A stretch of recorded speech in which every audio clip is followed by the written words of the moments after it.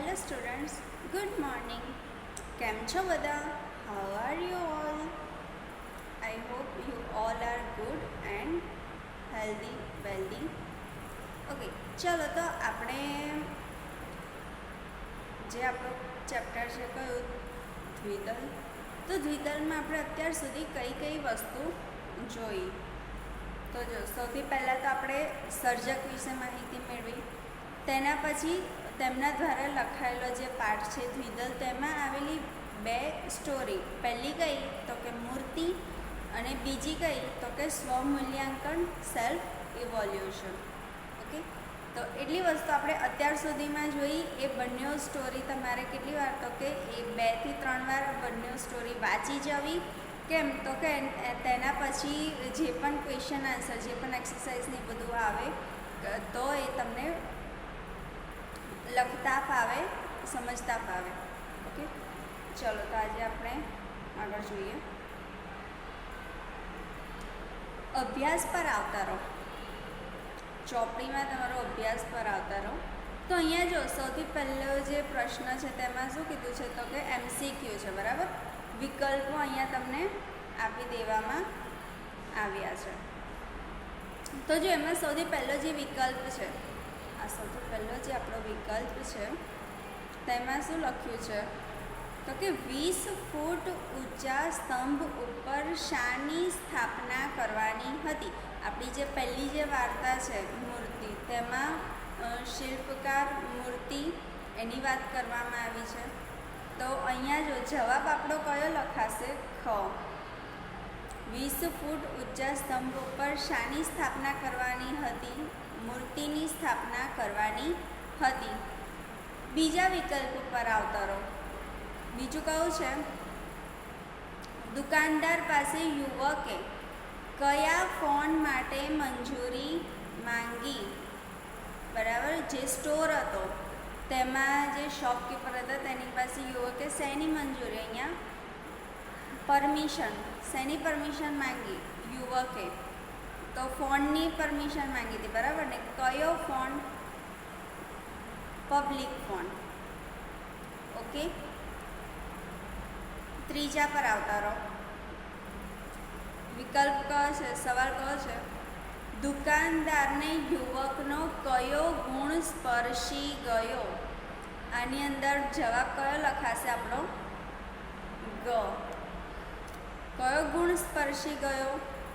યુવકને કયા ગુણથી shopkeeper Impress થાય છે? તો કે ખુમારીના ગુણના લીધે એ ખુશ થાય છે, તેને તે ગુણ સ્પર્શી જાય છે. આપણે આગળ જોઈએ. અહીંયા જો પ્રશ્ન નંબર બીજા ઉપર આવતા રહો. ઓકે, સૂચના કઈ લખી છે? નીચે આપેલ પ્રશ્નોના ઉત્તર એક વાક્યમાં આપો. મતલબ કે જ્યારે પણ આવી સૂચના લખવામાં આવે ત્યારે તેનો જવાબ તમારે ખાલી એક લીટીમાં લખવાનો હોય છે. જેમ કે સૌથી પહેલો જે પ્રશ્ન છે, શિલ્પી શું કરી રહ્યો હતો? તો આના જવાબમાં આપણે કઈ વસ્તુ લખીશું? તો કે શિલ્પી એકાગ્રતાથી આરસ પહાણની પથ્થરમાંથી ભગવાનની મૂર્તિ ઘડી રહ્યો હતો. ઓકે, બીજી એકવાર કે શિલ્પી શું કરી રહ્યો હતો? તો શિલ્પી એકાગ્રતાથી આરસ પહાણમાંથી ભગવાનની મૂર્તિ બનાવી રહ્યો હતો અથવા તો ઘડી રહ્યો હતો. ઓકે, ચલો તેના પછી નેક્સ્ટ ક્વેશ્ચન પર આવતા રહો. બીજો કયો છે? બાજુમાં પડેલી મૂર્તિને શું નુકસાન થયું હતું? શિલ્પકારની બાજુમાં જે મૂર્તિ પડી હતી તે મૂર્તિને કયું નુકસાન થયું હતું? તેને શું થયું હતું? તો બાજુમાં પડેલી મૂર્તિનો જે નાક હતો, બરાબર, બાજુમાં પડેલી મૂર્તિના નાક પર એક નાનો ઘસરકો થયો હતો. તે આપણે અહીંયા બીજા નંબરના પ્રશ્નના જવાબમાં લખીશું. તેના પછી થર્ડ ક્વેશ્ચન પર આવતા રહો. ત્રીજો કયો છે? તો કે યુવકે દુકાનદારને શાની ના પાડી? તો આના જવાબમાં આપણે કયું લખીશું? તો દુકાનદારે યુવકને દુકાનમાં કામ કરવાની તૈયારી બતાવી, તો યુવકે તે કામ કરવા માટે ના પાડી દીધી. બરાબર. તો એ જવાબ અહીંયા આપણો ત્રીજામાં લખાશે. તેના પછી ચલો ત્રીજા નંબરના ક્વેશ્ચન પર આવતા રહો. લખ્યું શું છે? પ્રશ્નોના ઉત્તર આપો. હવે બીજા નંબરનો જે ક્વેશ્ચન હતો તેમાં એક એક વાક્યમાં એ તમને સ્પેસિફાઈ બતાવી દીધું હતું કે તમારે જે જવાબ લખવાનો છે તે ખાલી એક જ વાક્યમાં લખવાનો છે, બરાબર ને? તો અહીંયા ત્રીજામાં પણ જે જવાબ લખવાનો છે તે 2 કાં તો 3 જેટલા વાક્યમાં તમારે જવાબને લખવો પડશે. ઓકે, તો જો સૌથી પહેલો જે આપણો પ્રશ્ન છે, શિલ્પી શું વિચારીને બીજી મૂર્તિ બનાવી રહ્યો હતો? અહીંયા તમને એવું પૂછવામાં આવ્યું કે જે શિલ્પી છે તે તેના દિમાગમાં શું વિચારે છે અને શું વિચારીને તેના કયા એવા વિચારો હતા કે જેના લીધે તે પહેલી મૂર્તિને છોડીને બીજી મૂર્તિ બનાવે છે. તો આના જવાબમાં આપણે કઈ કઈ વસ્તુ લખીશું? તો સૌથી પહેલાં કે પ્રથમ જે મૂર્તિ હતી તે મૂર્તિના નાક પાસે સહેજ ઘસરકો પડ્યો હતો અને આ નુકસાન સાધારણ હતું, પણ તે નુકસાન અંગે કોને કોને ખબર છે? તો એક તો શિલ્પકાર અને ભગવાન, તે બંનેને ખબર છે. અને એ વિચારીને યુવક શું કરે છે? તો કે બીજી મૂર્તિ બનાવી રહ્યો હતો. તેના પછી ચલો બીજા ક્વેશ્ચન પર આવતા રહો. બીજો ક્વેશ્ચન કયો છે? દુકાનદારને કેમ નવાઈ લાગી? બરાબર. અહીંયા જે શોપકીપર છે તેને કેમ નવાઈ લાગી? તો આના જવાબમાં આપણે કઈ કઈ વસ્તુ લખીશું? તો યુવકે ફોન ઉપર જે સ્ત્રી પાસે કામની માંગણી કરતો હતો તે સ્ત્રીએ તો એને શું કર્યું હતું? ના પાડી દીધી હતી કામ આપવાની. એટલે સ્ત્રીના ના પાડવા છતાં પણ એ યુવકના ચહેરા ઉપર શું હતું? તો કે એ યુવકના ચહેરા ઉપર ખુશી હતી, દુઃખની એક પણ લાગણી નથી, કાં તો દુઃખની એક પણ રેખા નથી. જ્યારે અને દુકાનદારે પણ જ્યારે યુવકને નોકરી આપવા માટેની તૈયારી બતાવી તે છતાં પણ યુવકે ના પાડી. આ બાબત જોઈને દુકાનદારને નવાઈ લાગી. ઓકે, તેના પછી ચલો થર્ડ ક્વેશ્ચન પર આવતા રહો. યુવકે સ્ત્રીને ફોન શા માટે કર્યો હતો? એવું તે કયું કારણ હતું કે જેના લીધે યુવકે એ સ્ત્રીને ફોન કર્યો? તો એના જવાબમાં આપણે કઈ વસ્તુ લખીશું? તો યુવક જે સ્ત્રીને ત્યાં કામ કરતો હતો એને જ ફોન કર્યો. અને કેમ કર્યો? તો કે એને જાણવું હતું કે એ જે કામ કરે છે, એ જે સ્ત્રીના ઘરે કામ કરે છે તેના કામથી તે સ્ત્રી સંતોષાય છે કે નહીં, તેને સંતોષ થયો કે નહીં, એ જાણવા માટે અહીંયા યુવકે સ્ત્રીને ફોન કર્યો હતો. ઓકે, આટલે સુધી ક્લિયર થયું? જેટલા પણ પ્રશ્નો છે જેવી રીતે તમને શીખવાડવામાં આવે છે. અને બીજું કે તમને આ પહેલાં પીડીએફમાં મોકલી દીધેલ છે. ઓકે, અને વર્કબુક પણ આને જ કરાવવામાં આવી છે. તો તમારે અહીંયા સ્વાધ્યાય અને અભ્યાસના ક્વેશ્ચનનું રિવિઝન થઈ જશે. તો એ સિવાયના જે વર્કબુકના જે અમુક વધારાના જે પ્રશ્નો છે તે પણ તમારે એકવાર જોઈ જવાના, કે જેનાથી તમને કોઈ પણ પ્રશ્ન પૂછવામાં આવે તો તમને એનો જવાબ આપવામાં સરળતા રહે. ઓકે, આટલે સુધી બધાનું ક્લિયર થયું? પહેલું કયું? આપણે વિકલ્પો જોયા, પછી એક એક વાક્યના જવાબ, તેના પછી આપણે કયા તો કે મુદ્દાસર, મતલબ કે એક એક વાક્ય કરતાં વધારે જવાબ લખી શકાય તેવા આપણે પ્રશ્નોના જવાબ જોયા. અહીંયા આપણું સ્વાધ્યાય કમ્પ્લીટ થાય છે. તેના પછી ચલો સ્વાધ્યાયની અભ્યાસ આપણો કમ્પ્લીટ થાય છે. તેના પછી સ્વાધ્યાયની જે એક્સરસાઇઝ છે તેના પર આવતા રહો. હવે અહીંયા જો સ્વાધ્યાયનો જે પ્રશ્ન નંબર પહેલો છે તેનું શીર્ષક કયું છે?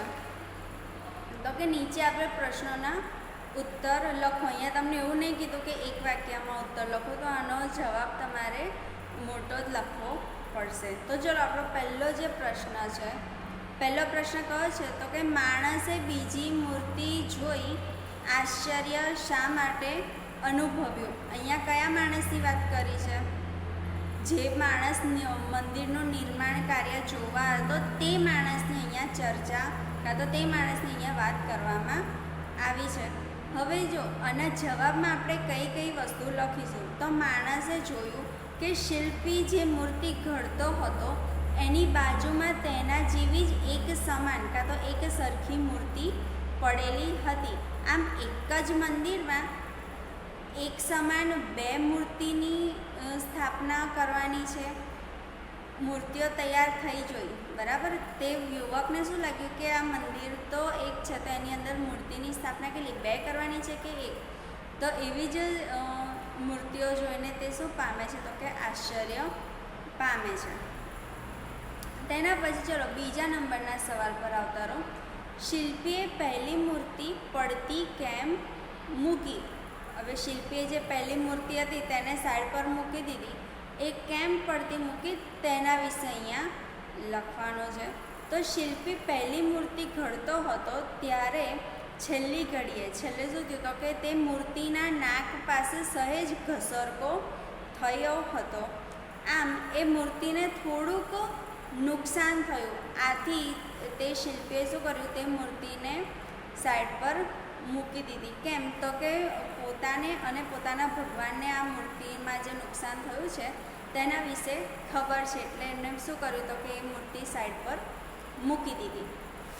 ઓકે, તો આટલો જવાબ આપણે શેમાં લખીશું? બીજા પ્રશ્નમાં લખીશું. તેના પછી ત્રીજા પ્રશ્ન પર આવતા રહો. ત્રીજો પ્રશ્ન કયો છે તો કે સ્ત્રીએ ફોન કરનાર યુવકને નોકરી રાખવા માટે શા માટે ના પાડી?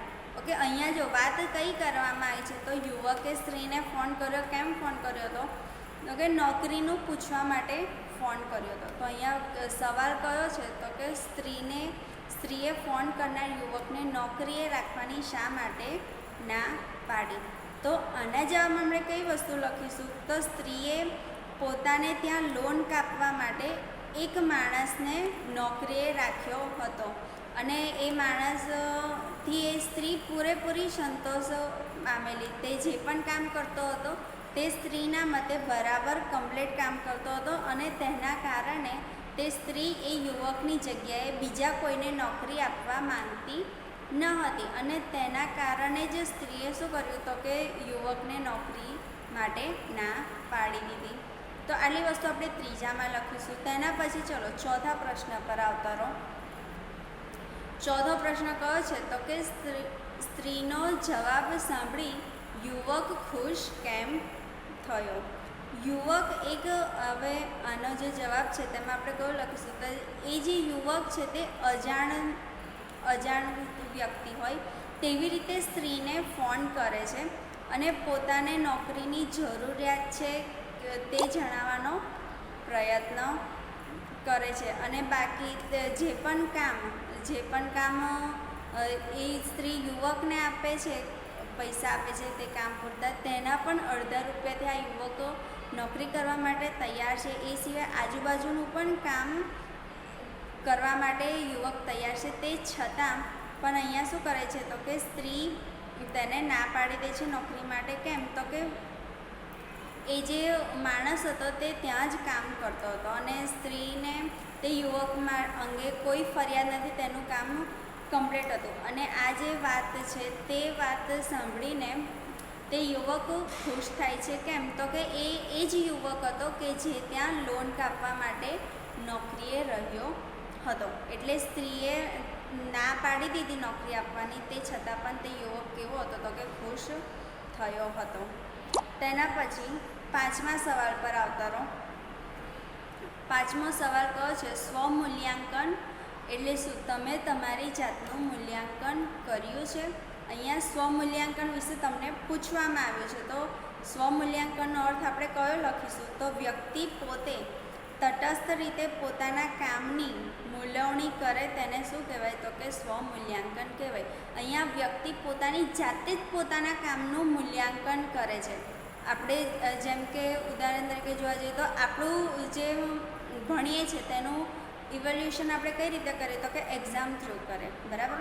તો અહીંયા જે યુવક છે તે કઈ રીતે કરે છે? પોતે જે નોકરીએ લાગ્યો છે તો ત્યાં અજાણ વ્યક્તિ તરીકે એના માલિકને ફોન કરે છે અને જાણવાની કોશિશ કરે છે કે તેણે જે એક દિવસ કામ કર્યું તે કામ તેના માલિકને કેવું લાગ્યું.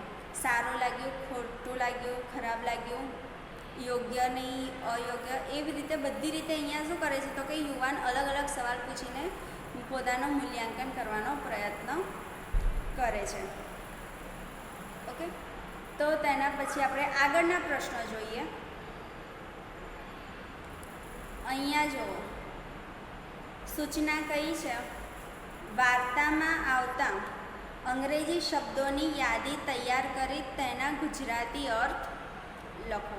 બરાબર, અહીંયા જે પ્રશ્ન છે તે શેમાંથી આપણે લખાશે તેનો જવાબ? તો બીજા નંબરની જે સ્ટોરી છે સ્વમૂલ્યાંકનવાળી, તો એમાંથી અહીંયા કેટલાક શબ્દો આપણે લખવાના છે અને તેનો ગુજરાતીમાં જે અર્થ થતો હોય તે લખવાનો. જેમ કે પહેલો શબ્દ તરીકે આપણે લખીએ કે સ્ટોર, તો સ્ટોર શબ્દનું ગુજરાતી શું થશે? તો કે સામાન વેચવાની જે દુકાન છે તેને આપણે કયા નામથી ઓળખીશું? સ્ટોર. બીજો શબ્દ આપણો અંદર કયો મળશે? તો કે એક તો પબ્લિક શબ્દ મળશે. બરાબર, તો પબ્લિકનો અર્થ શું થશે? તો કે સાર્વજનિક. બીજો એક શબ્દ લખો, સ્પીકર ફોન. યુવક દુકાનમાં પ્રવેશ કરે છે અને શેની પરમિશન માંગે છે? સ્પીકર ફોન કરવા માટેની પરમિશન માંગે છે. તો અહીંયા સ્પીકર ફોનનું ગુજરાતી કયું થશે? તો કે એક પ્રકારનો ટેલિફોન. બીજો એક શબ્દ લખો, મેડમ. તો મેડમ શબ્દનું ગુજરાતી સન્નારિકા, તો શ્રીમતી એ થશે. તેના પછી એક શબ્દ લખો, સર. સરનું ગુજરાતી કયું થશે? સાહેબ. તેના પછીનો શબ્દ લોન. તો લોનનું ગુજરાતી, અહીંયા જે લોન શબ્દ આયા કરે છે વારંવાર, તો લોનનું ગુજરાતી કયું થશે? લીલું ઘાસ, તે તેનું ગુજરાતી થશે. ઓકે, તેના પછીની જે એક્સરસાઇઝ છે ત્યાં અવતારો. ત્રીજા નંબર પર સૂચના કઈ લખી છે? ઉદાહરણ પ્રમાણે વિરોધાર્થી શબ્દો લખો. અહીંયા તમને જે પણ શબ્દ આપવામાં આવે છે તેનો જે વિરોધ અર્થ થતો હોય, જે અહીંયા ઓપોઝિટ જે મિનિંગ થતો હોય તે આપણે લખવાનું છે. જેમ કે ઉદાહરણમાં પોતાનું છે, તો પોતાનું શબ્દ છે તેનું વિરોધી કયું થશે? તેનું ઓપોઝિટ વર્ડ કયો થશે? પારકું. તેવી જ રીતે જાણ શબ્દ છે, જાણ શબ્દ છે તેનું વિરોધી કયું થશે? અજાણ થશે. બરાબર, જાણનું વિરોધી કયું થશે? અજાણ થશે. તેના પછીનો શબ્દ નીરસ. તો નીરસનું વિરોધી કયું થશે? સરસ થશે. નીરસ એટલે શું? તો કે જેમાં રસ નથી તેવું, ફિક્કું જેવું. તો એનું વિરોધી આપણે કયું લખાશે? સરસ તેનું વિરોધી લખાશે. ધ્યાન. ધ્યાન જે શબ્દ છે ધ્યાનનું વિરોધી કયું લખાશે? બેધ્યાન. ઓકે, ધ્યાનનું વિરોધી બેધ્યાન. તેના પછીનો શબ્દ સંતોષ. તો સંતોષનું વિરોધી કયું લખાશે? અસંતોષ. સંતોષનું વિરોધી કયું લખાશે? અસંતોષ. તેના પછીનો શબ્દ જુઓ, જવાબ. તો જવાબનું વિરોધી સવાલ લખાશે. ઓકે, જવાબનું વિરોધી શબ્દ કયો? સવાલ. તેના પછીનો શબ્દ નુકસાન. તો નુકસાનનું વિરોધી ફાયદો આવશે. બરાબર, નુકસાનનો વિરોધી શબ્દ કયો? ફાયદો. તેના પછીનો શબ્દ પરદેશ. તો પરદેશનું વિરોધી કયું આવશે? સ્વદેશ લખાશે. પરદેશનું વિરોધી સ્વદેશ. અને હાજરનું વિરોધી ગેરહાજર. બરાબર, ફરીથી આપણે એકવાર વિરોધી શબ્દો જોઈ લઈએ. જાણ છે, જાણ શબ્દનું વિરોધી કયું આવશે? અજાણ. જાણનું વિરોધી અજાણ. તેના પછીનો શબ્દ નીરસ. તો નીરસ શબ્દનું વિરોધી કયું? સરસ. નીરસનું વિરોધી સરસ. તેના પછીનો શબ્દ ધ્યાન.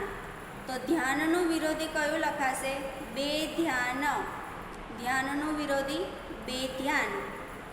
તેના પછીના શબ્દ પર આવતા રહો, સંતોષ. તો સંતોષનું વિરોધી અસંતોષ.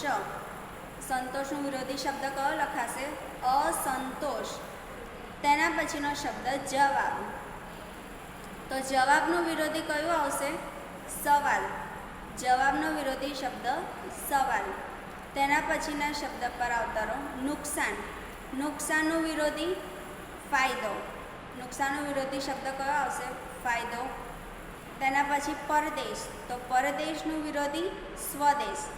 પરદેશનો વિરોધી શબ્દ સ્વદેશ. તેના પછી હાજર. તો હાજર શબ્દનો વિરોધી કયો આવશે? ગેરહાજર. બરાબર. તો અહીંયા આપણી પુસ્તકની જેટલી પણ એક્સરસાઇઝ આપી છે તેટલી ખતમ થશે. તેના પછી જે ચોથા નંબરની જે એક્સરસાઇઝ છે, બરાબર, તો ચોથા નંબરની જે એક્સરસાઇઝ છે એ તમારા ખાલી જાણકારી માટે છે. તમારે એને તમારી જે વર્કબુક છે એની અંદર કમ્પ્લીટ કરી દેવાનું. અને તેમાં ખાલી એટલું જ છે કે નીચે તમને ઘરનો અમુક સામાન, કે જેમ કે ઘરના જે આપણે કામ કરતા હોય, ઘરમાં સફાઈ કરવાનું કામ હોય, કાં તો પછી પથારી કરવાની હોય, રસોઈ કરવાની, એ બધું જે કામ છે તે કામ તમારા ઘરમાંથી કોણ કોણ કરે છે તેના વિશે તમારે ખાલી ટીક માર્ક કરવાનું છે. આવી રીતે ખાલી ટીક માર્ક જ કરવાનું છે. બરાબર. જેમ કે સફાઈ. તો સફાઈ ધારો કે આપણે પોતે કરતા હોય તો પોતે એ જે કોલમ છે ત્યાં આપણે સાચું કરવાનું. પછી કાં તો બહેન કરતી હોય તો બહેનના નામ નીચે જે કોલમ છે ત્યાં આપણે સાચું કરવાનું છે. ઓકે. તો અહીંયા આપણી પુસ્તકની જેટલી પણ એક્સરસાઇઝ છે તે આપણી કમ્પ્લીટ થઈ ગઈ છે. એ સિવાય વર્કબુક, તમને જે વર્કબુક કરાવવામાં આવી છે, બરાબર, તો આ પુસ્તકમાં જેટલી પણ એક્સરસાઇઝ છે એ તમારે નોટબુકમાં કમ્પ્લીટ કરવાની છે. અને વર્કબુકોવાળું જે છે તે તમારે વર્કબુકમાં જે વધારાના જે પ્રશ્નો છે તે તો કરવાના છે, પણ સાથે સાથે પુસ્તકની જે એક્સરસાઇઝ છે તેની અંદર આવેલા પ્રશ્નોને પણ તમારે વર્કબુક તરીકે તેમાં કમ્પ્લીટ કરવાનું છે. અને બંનેનો સ્વાધ્યાયને એકવાર બધી એક્સરસાઇઝ જોઈ લેવાની, વાર્તા 2 થી 3 વાર વાંચી જવાની, જેનાથી તમને જ્યારે પરીક્ષામાં પણ કોઈ પણ આ પાઠને લગતો હોય તો કોઈ પણ પ્રશ્ન પૂછવામાં આવે તો તમને તેનો જવાબ આપવામાં સરળતા રહે. ઓકે. તો આપણે આજે ખાલી આટલું જ જોઈશું. નેક્સ્ટ લેક્ચરમાં તમારો જે ચોથા નંબરનો જે પાઠ છે, બરાબર, રવિશંકર મહારાજ, તો તેના વિશે આપણે રિવિઝન કરી દઈશું. તો ત્રીજા પાઠનું બધું વર્ક કમ્પ્લીટ કરીને એ સિવાયનો જે ચોથો પાઠ છે તેને વાંચવા માંડવાનું. ઓકે. તો આપણે આજે ખાલી આટલું જ રાખીએ. Have a nice day. Thank you so much.